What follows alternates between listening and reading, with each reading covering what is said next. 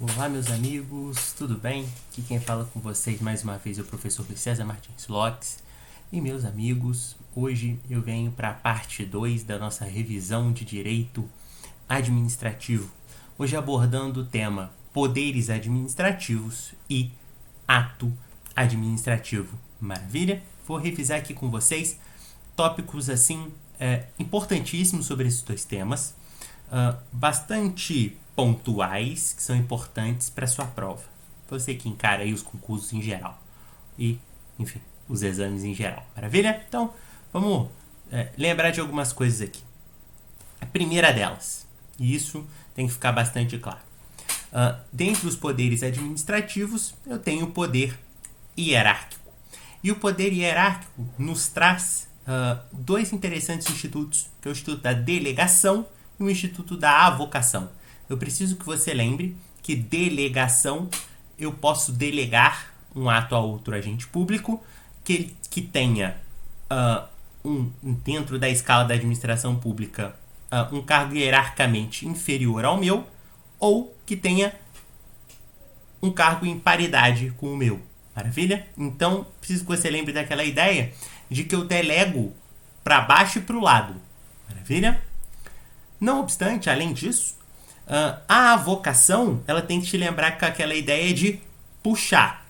Quando o agente público hierarquicamente superior avoca, puxa para si a prática de determinado ato. Então, a avocação tem que te lembrar com uma ideia de pegar para cima. Maravilha? Então, delegar para baixo e para o lado, avocar para cima. Maravilha? Show de bola? Nota 10. Vamos falar então agora de uma questão importante com relação a poder discricionário e poder vinculado. Poder discricionário é aquela ideia de que o agente público tem algum grau de liberdade para tomar a decisão que achar melhor. Então, há aqui uma ideia de uma certa liberdade do agente público na prática de uma escolha a fim de observar o interesse público. O poder vinculado, por outro lado, não segue esse mesmo grau de liberdade. O poder vinculado tem que te remeter a uma ideia de que eu tenho requisitos legais a serem cumpridos. Maravilha? Quando eu tenho esses requisitos legais a serem cumpridos, o que emana ali é a vontade mesmo da lei, fechadinha. Você pode ficar com um exemplo na cabeça da emissão de uma licença. Uma vez que o particular cumpre os requisitos, a administração pública vai lá e concede a licença. Maravilha? Essa é uma questão bacana. Sobre o ato administrativo, eu gostaria muito que você se recordasse que o ato discricionário e no ato vinculado, eu tenho no ato discricionário chamado mérito administrativo, em grande proporção. Enquanto no ato vinculado, eu não consigo observar muito bem esse importante detalhe. Ainda sobre o ato administrativo, eu preciso que você lembre do Instituto da Predestinação Lícita. Maravilha?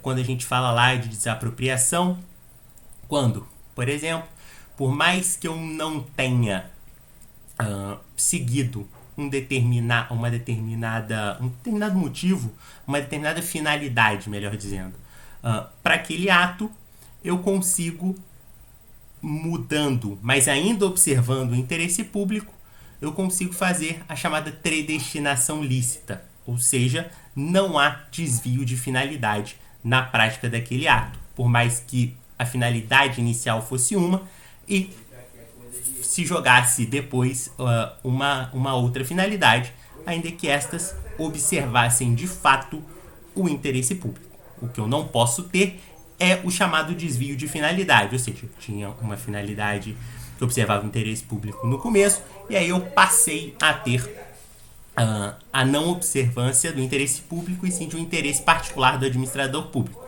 Aqui eu não posso falar em predestinação lícita. Maravilha? Aí sim eu falo em desvio de finalidade.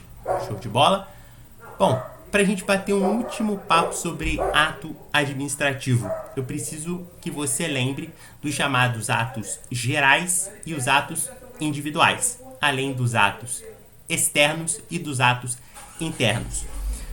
É uma classificação bastante interessante, mas preciso que você lembre do seguinte: os atos internos são aqueles atos da administração pública que teriam o intuito apenas de mover a própria administração.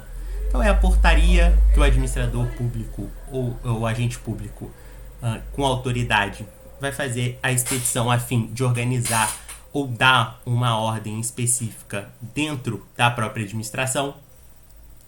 E os atos externos são aqueles destinados, evidentemente, à sociedade, a dar uma ordem, por exemplo, à sociedade. São aqueles atos da administração pública que atingem o social e não só a sua face interna. Os atos gerais se destinam a uma coletividade. Maravilha? Os atos gerais, portanto, se destinariam a uma coletividade, enquanto os atos individuais se destinariam a agentes determinados, geralmente dentro da sociedade. Maravilha? Então, eu tenho uma coletividade, para o outro eu tenho pessoas específicas. Bom, fiz essa rápida revisão aqui de alguns conteúdos. Eu peço que você se inscreva aqui no meu canal, deixe o seu joinha e fique de olho para mais revisões. Maravilha? Um abraço.